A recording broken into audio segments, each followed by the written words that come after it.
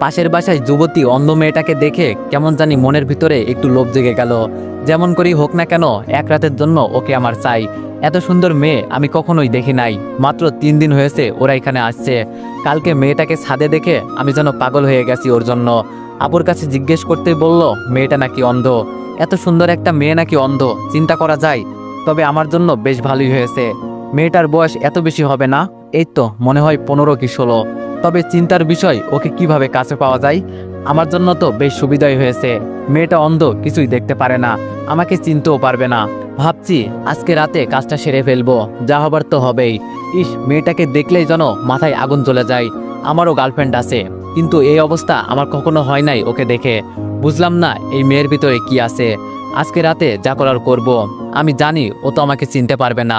কাজটা আমার জন্য আরো সহজ হয়ে গেল। দেখতে দেখতে রাত হয়ে গেল।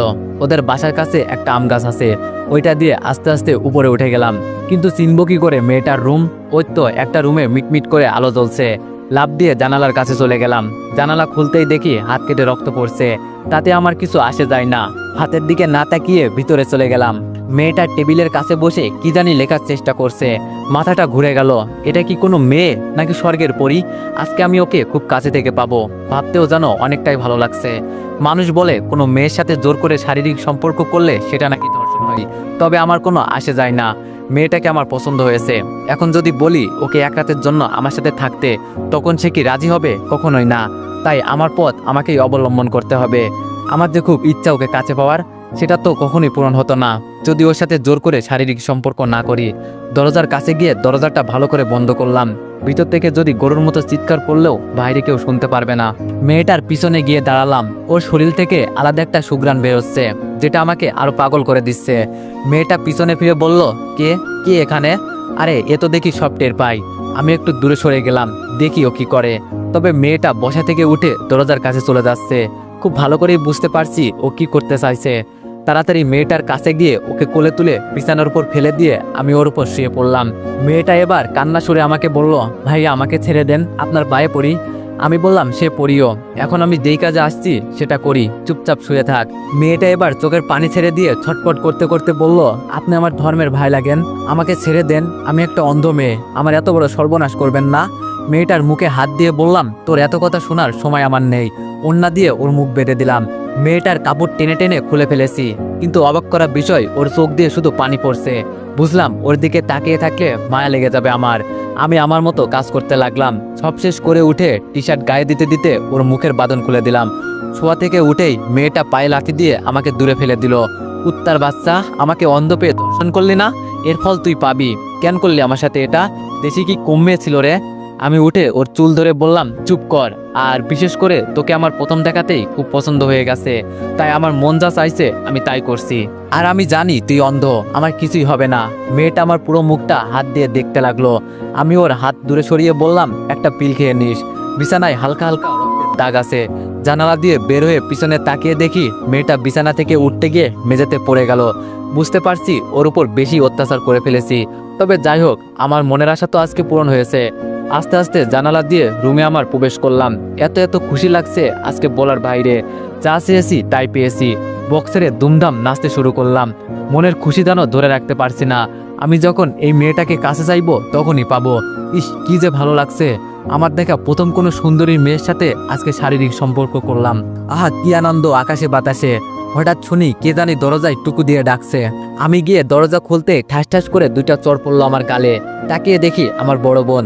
আমি আপুর দিকে হাসি দিয়ে তাকিয়ে বললাম, আপু আজকে আমি অনেক অনেক খুশি। আপু রাগী দৃষ্টিতে তাকিয়ে বলল, এই মাঝরাতে তোর নাচার সময় আমরা কি তোর জন্য ঘুমাতেও পারবো না একটুও? আমি বললাম, যে পরে ঘুমিয়ে নিস, আগে আমার সাথে নাচ। আমি আপুর হাত ধরে নাচাতে লাগলাম। ওই যে নাগিন গানে, ছেলেরা এই গানে খুব নাচতে পারে। রুমে পড়ে থাকা লাঠিরা দিয়ে আপু ইচ্ছে মতো আমাকে মারতে লাগলো। একটু পর আম্মু আব্বু সব ভাইয়া রুমে চলে আসলো। আমি আম্মুর কাছে গিয়ে দাঁড়িয়ে বললাম, তোমার মেয়ে আমাকে মারছে, দেখছো আম্মু? আপু আমার দিকে তেড়ে এসে বলল, তোরে মারবো না তো কি আদর করব? জানো আম্মু তোমার ছেলে কি করেছে? এই মাঝরাতে বক্সে গান ছেড়ে নাচানাচি করছে, তাও আবার আমাকে বলে নাচতে। বাবা রাগী দৃষ্টিতে তাকিয়ে বলল, কিরে দীপু, মাঝরাতে এটা কি শুরু করলি? আম্মু বলল, বাবা কি হয়েছে হঠাৎ তোর? আমি খুশি মনে বললাম, আম্মু আজকে আমি অনেক খুশি, যা চেয়েছি তাই পেয়েছি। ভাইয়া আমার দিকে তাকিয়ে বলল, দেখ দীপু, এই মাঝরাতে আমরা কেউ তোর নাটক দেখতে আসি নাই, যা গিয়ে ঘুমা, এই খুশিতে আত্মরা হলে হবে না, সকালে এই খুশি প্রকাশ করিস। আমি আপুর দিকে তাকিয়ে বললাম, ডাইনি কথাকার, দেখে নিব তোরে। আপু বলল, তবে রে। আমি আম্মুর থেকে সরে গিয়ে বললাম, আয় দেখি সাহস থাকলে। বাবা ধমক দিয়ে বলল, এই তোরা যার যার রুমে যা, আর দীপু চুপচাপ ঘুমা গিয়ে। আমি মাথা নিচু করে বললাম, সবাই চলে গেলে শুধু আপু দাঁড়িয়ে আছে। আমি বললাম, আপু চল না একটু ড্যান্স করি। আপু চোখ লাল করে চলে গেল। যাক বাবা, কি এমন করে ফেলেছি আমি? দরজা লাগিয়ে বিছানায় শুয়ে আছি, তবে বারবার মেয়েটার মায়াবী দৃষ্টি আমার সামনে ভেসে উঠছে। আপনি আমার ধর্মের ভাই লাগেন, এই কথাটা সবসময় কানের কাছে বাজছে। আমি কি কোনো ভুল করেছি? আরে না না, আমি আবার কি ভুল করব? ও তো অন্ধ একটা মেয়ে, আমার আবার কি করবে? যখন মন চাইবে ওকে ব্যবহার করব। কিন্তু আমি তো এতটা খারাপ ছিলাম না। ওকে দেখার পর কেমন যেন ভিতরে হিংস্র পশুটা জেগে উঠেছে। সত্যি ওর মতো মেয়েই হয় না, আমারও তো গার্লফ্রেন্ড আছে, তবে ওকে দেখে এতটা কাছে টানে না। ওর সাথে কখনো এসব করি নাই, আজকে প্রথম এই মেয়ের সাথে। ওকে কালকে দেখার পর থেকে ভিতরে কেমন কেমন জানি চলছিল। মন চাইছে যেন মেয়েটার ভিতরে ঢুকে যায়। ইস কি সুন্দর মেয়ে, মাথায় এখনো আগুন জ্বলছে। হঠাৎ বাইরে কিসের জানি শব্দ হলো। দরজা খুলতেই পাশের বাসার চিৎকার চেঁচামেচির আওয়াজ শুনতে পারলাম। হয়তো জেনে গেছে যে ওর মেয়ের সাথে কেউ শারীরিক সম্পর্ক করেছে।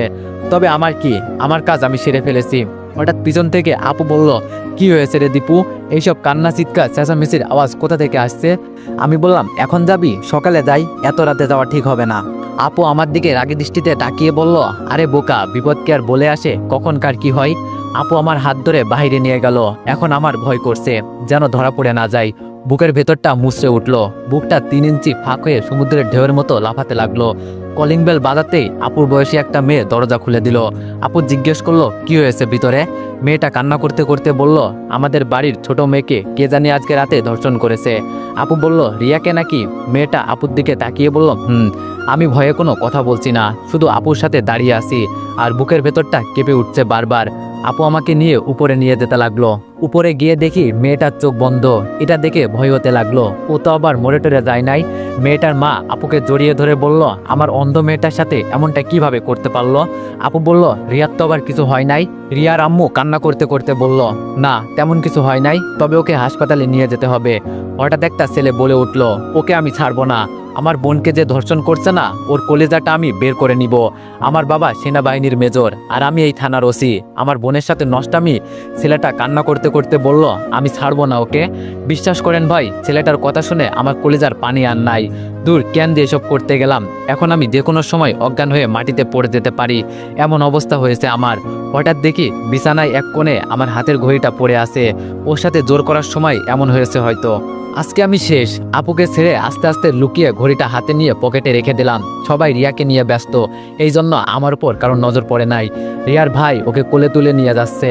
আমি আপুর দিকে তাকিয়ে বললাম, কই নিয়ে যাচ্ছে আপু ওকে? আপু বলল, হাসপাতালে নিয়ে যাচ্ছে। কিন্তু কে এই কাজ করলো? এই অন্ধ একটা মেয়ের সাথে? সি সি, আমি তো ওকে সামনে পেলে। আমি বললাম, আপু চল না, আমার ভালো লাগছে না, ঘুমাতে হবে। আপু আমার দিকে তাকিয়ে বলল, তুই এভাবে ঘেমে যাচ্ছিস কেন? কপালে হাত দিয়ে দেখি সত্যি। আমি কথা কাটানোর জন্য বললাম, আরে আপু চল তো, আর এমনিতেই আমার আজকে গরম বেশি লাগছে। আপু বলল, তুই এমন করছিস কেন আজকে, বুঝলাম না। আপুকে নিয়ে বাসায় চলে আসলাম, দেখি আম্মু আব্বু দাঁড়িয়ে আছে। আমি আপুকে বললাম, আমি ঘুমাতে গেলাম, তুই কথা বল। এই বলে রুমে এসে সরাসরি ওয়াশরুমে গিয়ে শরীরে পানি দিয়ে ঠান্ডা করতে লাগলাম। ঝর্ণার পানিতে যেন শরীর ঠান্ডা হতেই চাচ্ছে না। আমার জীবনটা শেষ হয়ে যাবে। কি করলাম আমি আজকে? ওর পরিবার সম্পর্কে আমার আরো আগে জানা উচিত ছিল। মানুষ বলতো না জেনে কিছুই করা উচিত না।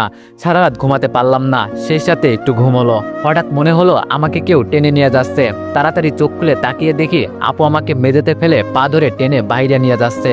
লাফ দিয়ে দাঁড়িয়ে পড়লাম। মেজাজ একেবারে এটা দেখে গরম হয়ে গেল। এমন বোন থাকার চেয়ে না থাকাই অনেক ভালো। রাগের দৃষ্টিতে আপুর দিকে তাকিয়ে বললাম, এই ডাইনি, তুই সকাল সকাল আমার সাথে কি শুরু করলি? আমাকে কি একটু শান্তিতে ঘুমাতেও দিবি না? আপু আমার কাছে এসে বলল, কয়টা বাজে, খেয়াল আছে তোর?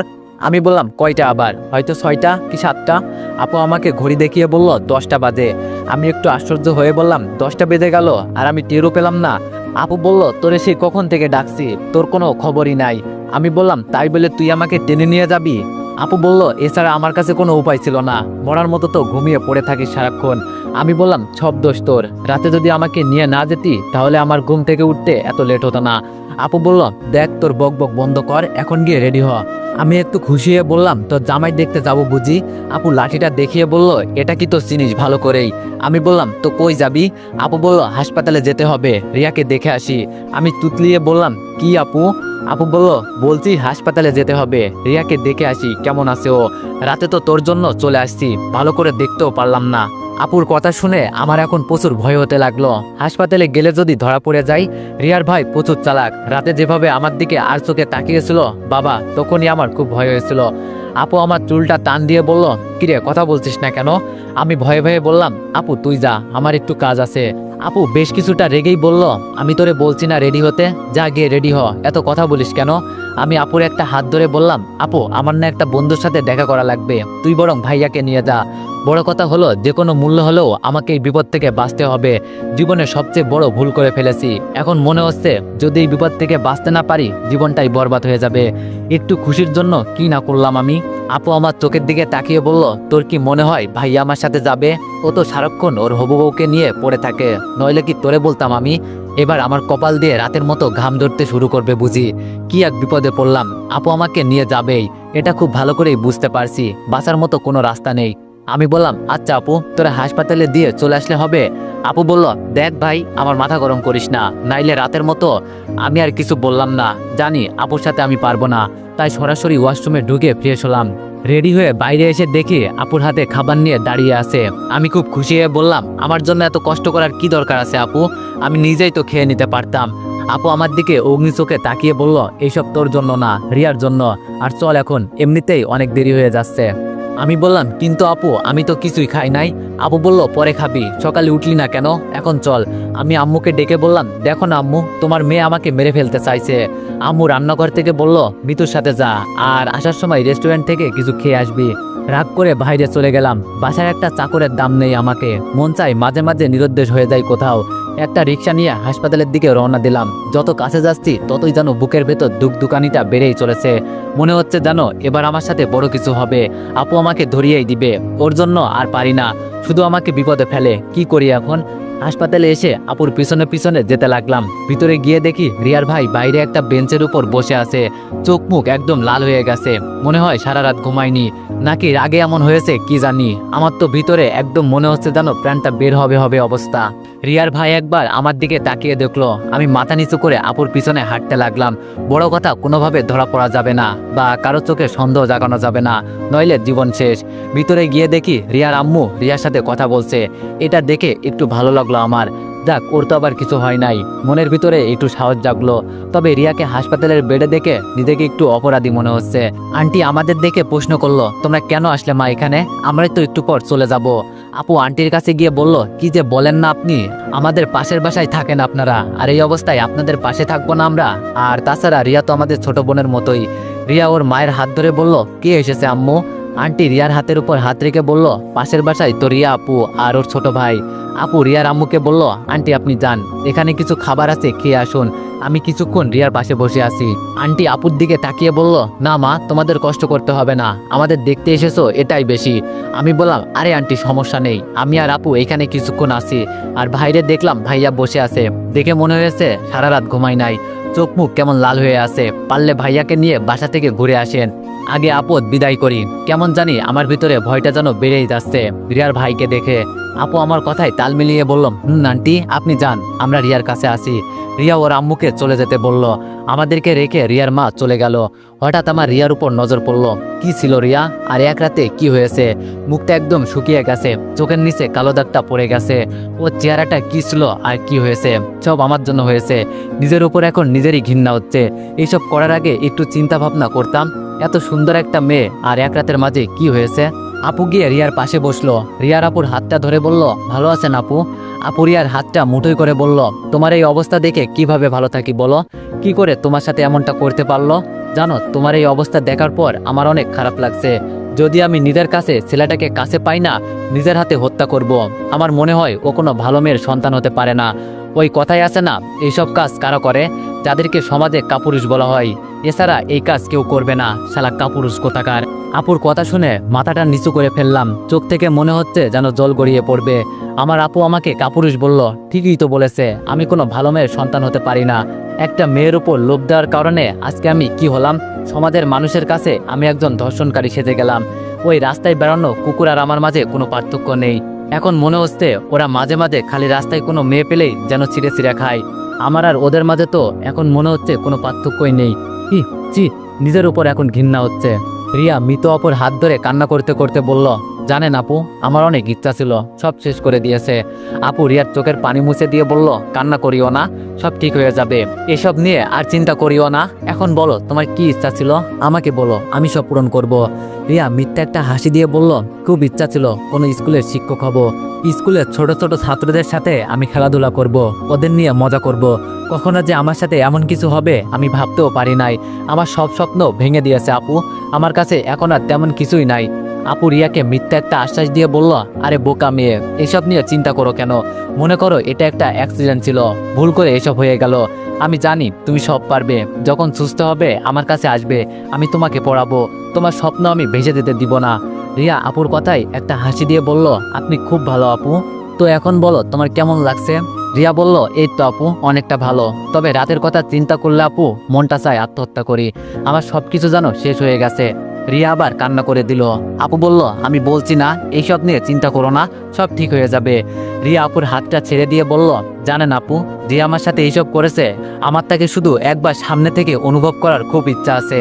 তাকে শুধু একটা প্রশ্ন করব, এই অন্ধ মেয়েটার সাথে এমনটা না করলে কি হতো না? ওকে একবার সামনে পেলে বলবো, জানেন, একটা অন্ধ মেয়ের পৃথিবীতে আলো দেখার মতো ক্ষমতা তার নেই। নিজের আপন মা ভাইদের দেখতে পারে না, কাউকে নিজের চোখে দেখে একটু আনন্দ পাবো সেটাও পারি না। আপনাদের মতো আমরা কোনো বড় বড় পার্টি দেখে মজা পাই না, কারণ আমরা যে অন্ধ, এই দুনিয়াতে আলো দেখার ক্ষমতা উপরওয়ালা আমাদের দেয় নাই।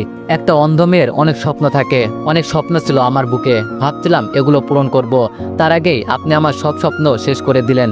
জানেন আপু, ও আমার এই অন্ধ হওয়ার সুযোগটা নিয়েছে, আমাকে বলে গেছে তুই তো আর দেখতে পারিস না,